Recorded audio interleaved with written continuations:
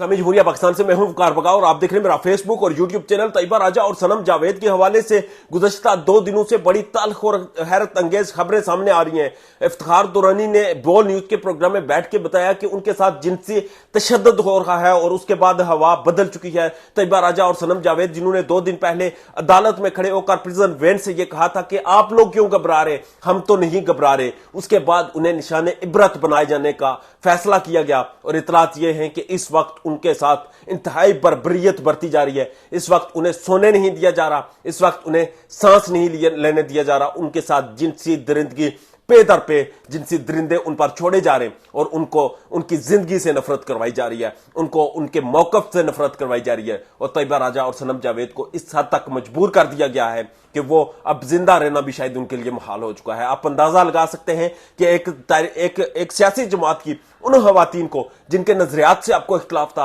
उन खवातीन को जिनकी सोच से आपको इख्तिलाफ था, उन खवातीन को जिनके नैरेटिव से आपको इख्तिलाफ था, आपने उन्हें अबडक्ट किया, गिरफ्तार किया। अदालतों के हुक्म के बावजूद उन्हें रिहाई मिली और रिहाई के फौरन बाद दोबारा से गिरफ्तार किया और दोबारा से गिरफ्तार करने के बाद न सिर्फ फिजिकल टॉर्चर किया बल्कि उन पर जिनसी तशद्दुद करके आपने यह साबित किया कि इस सियासत में आप इस पस्ती की हद को छू चुके हैं जहां पर शायद कोई जानने से भी डरता है। हमने माजी में बहुत से डिक्टेटर्स देखे, हमने माजी में बहुत से जालिम और जाबर हुक्मरान देखे, हमने दुनिया की तारीख में ऐसे ऐसे हुक्मरान देखे जिन्होंने इंसानों की खोपड़ियों से मीनार बनाए थे, मगर शायद ही कोई हुक्मरान इस हद तक घिनौनी और गंदी हरकत पर उतरा हो कि उसने किसी मुखालिफ की बहनों और बेटियों को उठाया हो और फिर उनके साथ जिनसी तौर पर तशद्दुद किया हो और उन्हें तौबा करवाने की कोशिश की हो। यकीन करें, ये आप तशद्दुद अगर एक खातून पर कर रहे हैं, अगर आप एक तशद्दुद एक खातून को करके ये साबित करने की कोशिश करें कि वो अपने नैरेटिव से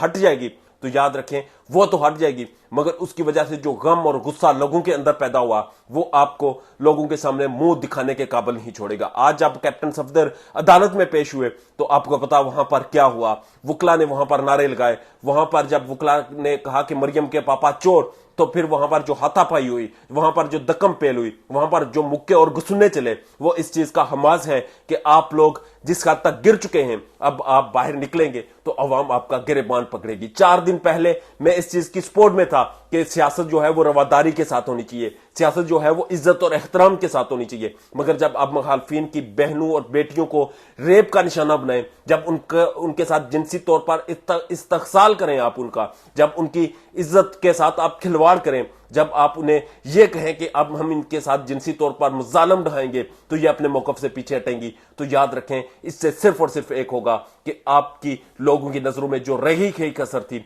वो भी खत्म हो चुकी। आपके हवाले से लोगों के दिमागों में जो था कि इनकी अपनी सियासी जमात में खवातीन है। अगर पाकिस्तान पीपल्स पार्टी की बात करें तो मोहतरमा बेनजीर भुट्टो, अगर मुस्लिम लीग नून की बात करें तो मोहतरमा मरियम नवाज, और अगर आप पाकिस्तान तहरीक इंसाफ की बात करें तो वहां की खवातीन सपोर्टर्स।